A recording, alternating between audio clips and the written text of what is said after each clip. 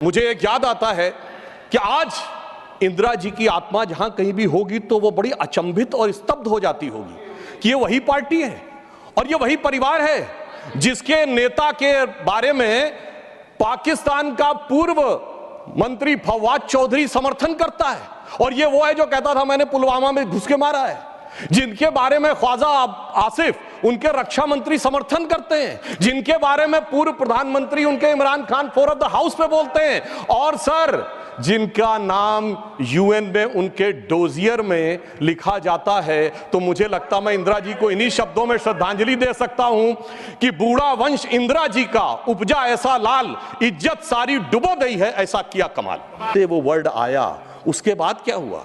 उसके बाद तो इस देश में क्या हुआ कि पर्सनल लॉ बोर्ड आ गया। उसके बाद क्या हुआ कि एक ऐसा समय आया कि जब सुप्रीम कोर्ट और शरिया में यह लगा कि मतभेद है, तो इस देश की संसद ने सर्वोच्च न्यायालय के निर्णय को रौंद कर शाहबानो केस में शरिया को सुप्रीम कोर्ट से ऊपर कर दिया। मैं विनम्रता से कहना चाहता हूं, दुनिया के किसी सेकुलर देश में ऐसा कोई एक उदाहरण बता दें तो मैं अपना बयान वापस लेने को तैयार हूं। फिर उसके बाद उपरांत महोदय इतना ही नहीं हुआ, फिर प्लेसेस ऑफ वर्शिप एक्ट आया। वो कहता है कि 15 अगस्त 1947 के बाद कोई चेंज नहीं होगा, ठीक है, मगर महोदय फिर वक्फ बोर्ड एक्ट आया जो ये कहता है कि कोई समय सीमा नहीं रहेगी। और सूरत नगर निगम पे दावा किस बात पे है कि मुगलों के जमाने में वो सराय थी। तिरुचिरापल्ली के तिरुचुनेरी मंदिर पे इस बात पे है कि अरकाट के नवाब ने दे दिया था। यानी 200 साल 300 साल पहले के सरकारों के वो फरमान जो कि सरकारें किस हिसाब से मानती थी। फिर कम्युनल वायलेंस बिल आया। अब मैं सिर्फ संक्षेप में 10 बिंदु बोलना चाहता हूं। जो लोग आज कहते हैं इस संविधान में उन्होंने क्या किया, मदरसा बोर्ड आया, मुस्लिम पर्सनल लॉ बोर्ड, इन सबको संवैधानिक मान्यता, संवैधानिक संरक्षण प्राप्त है। 4 पत्नी रखना, ट्रिपल तलाक, हलाला, मेहरम बालिका से विवाह करना, तलाकशुदा महिला को कोई मुआवजा न देना, हज सब्सिडी, वक्फ बोर्ड। अब मैं कहना चाहता हूं, मैं विनम्रता से कहना चाहता हूं कि इन लोगों ने इस कॉन्स्टिट्यूशन को सेकुलरिज्म का शिकार करते हुए इसको पार्शियली शरिया कॉन्स्टिट्यूशन बनाने का प्रयास किया। अन्यथा कोई गैर मुस्लिम देश दिखा दे कि जिसमें कि इस प्रकार की बात हुई हो, कोई सेकुलर देश, 200 देश हैं, बड़े विद्वान लोग बैठे हुए हैं वहां पर। मैं बताना चाहता हूं, कोई उदाहरण बताइएगा जिस स्टेट में सुप्रीम कोर्ट से ऊपर शरिया हो।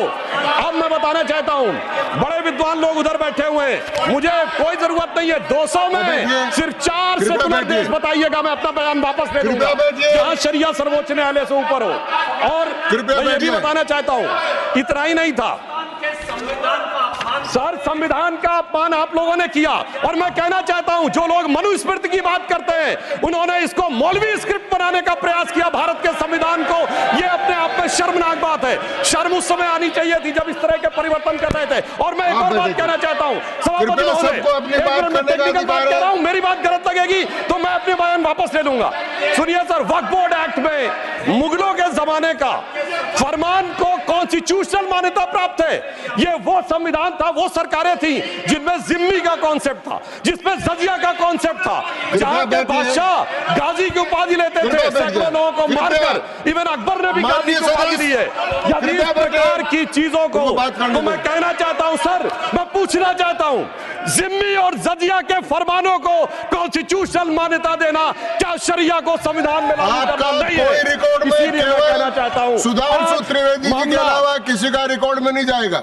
आज मामला, सभापति महोदय, आज मामला मनुस्मृति बनाम संविधान का नहीं है। संविधान के बाबा साहब की पहचान और संविधान के ऊपर शरिया के निशान की है।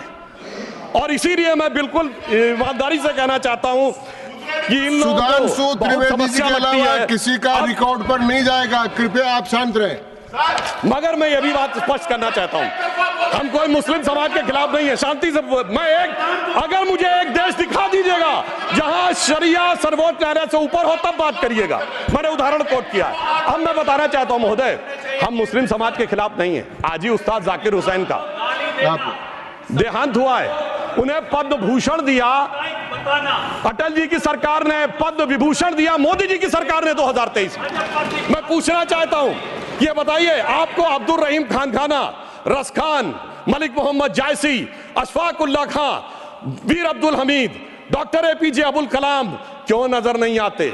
आज हमारे गवर्नर आरिफ मोहम्मद खान साहब हैं, मैं चैलेंज करके कहता हूं कि पॉलिटिकल क्लास में कोई उनसे बड़ा आलिम फाजिल मुस्लिम हो जो बात करके दिखा दे, मगर ये उसे नहीं मानते। हमने डॉक्टर कलाम को राष्ट्रपति बनाया, आलम इस्लाम में बैतुल हिकमत के बाद से पिछले 700-800 सालों में उनसे बड़ा साइंसदान नहीं पैदा हुआ, पर उसको नहीं मानते। किसको मानते हैं? जाकिर नायक, इशरत जहां, याकूब मेनन, बुरहान वानी। इसकी वजह से सारी प्रॉब्लम है। यहां सोच कट्टरपंथी जहनियत की है।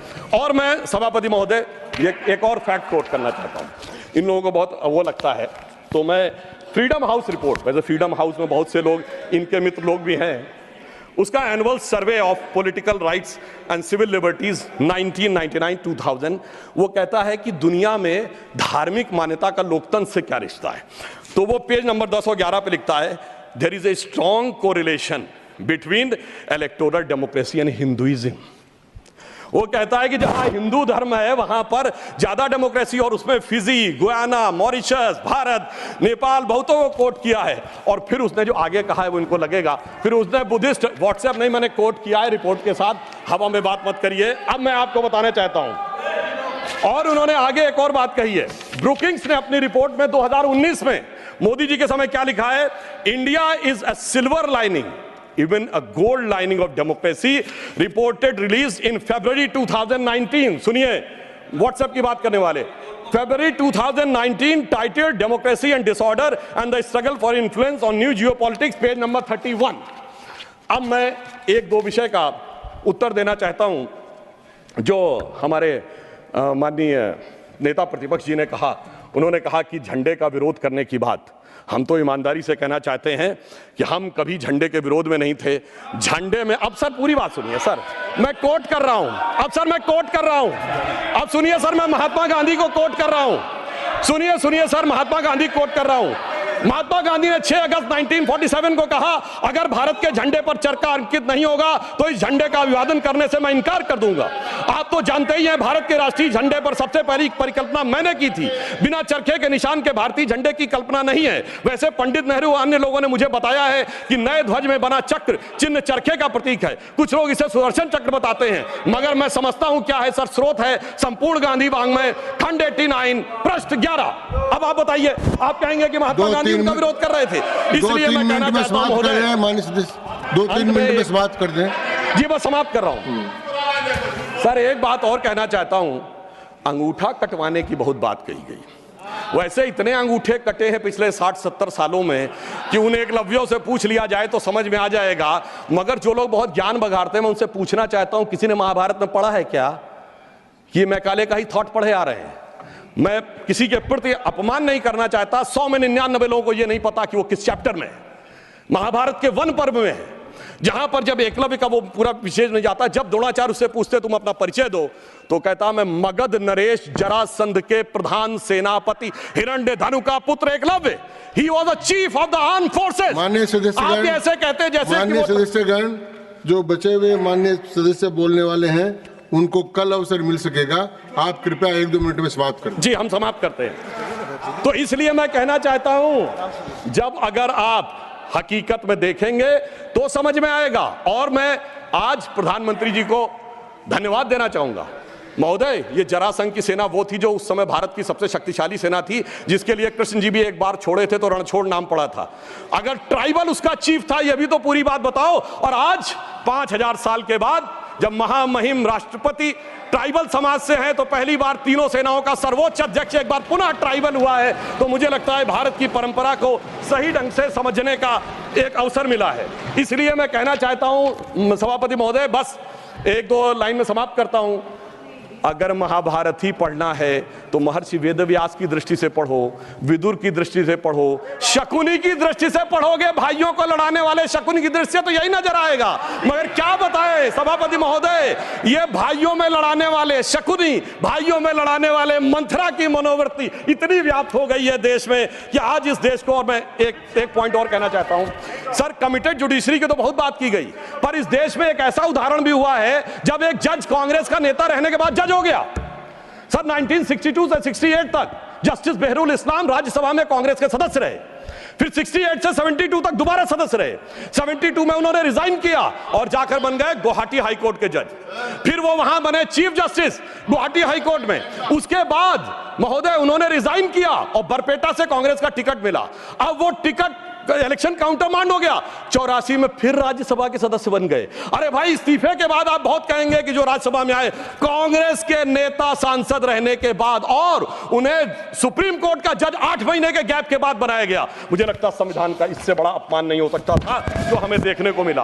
और अंत में सभापति महोदय, मैं सिर्फ यह कहना चाहूंगा एक पंक्ति में कि भारत की लोगों के बारे में एक विचार करिए। कुंभ का मेला होने जा रहा है जो दुनिया का सबसे बड़ा ऑर्गेनाइजेशन है, और ये किस साइंटिफिक आधार पे होता है? जुपिटर के 12 साल के सर्किल पे। अरे उन्हें तो 200-300 साल पहले जुपिटर के सर्किल का नहीं पता था, हम हजारों साल से आ रहे हैं। मगर क्या बताएं महोदय, जिनकी सोच ही देश के लिए अलग है। तो मैं अंत में कहना चाहूंगा उनके लिए, हम लोग कभी एक गीत गाते थे जब हमारी सरकार नहीं थी, उगा सूर्य कैसा कहो मुक्ति का ये, उजाला करोड़ों घरों में न पहुंचा।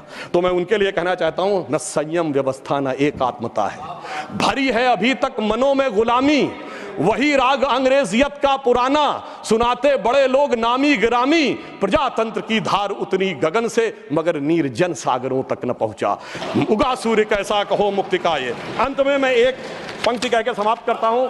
सर, इन्होंने जितना भी विभाजन क्रिएट करने का प्रयास करें, पर हम उस सिद्धांत को मानते हैं कि जाति, वर्ग और प्रांत भेद के भ्रम को दूर भगाता है। सबके मन का भाव एक है, सबकी भारत माता है, अनेकता में ऐक्य मंत्र को जन जन फिर अपनाता है। देखो प्यारा देश हमारा आगे बढ़ता जाता है। धन्यवाद।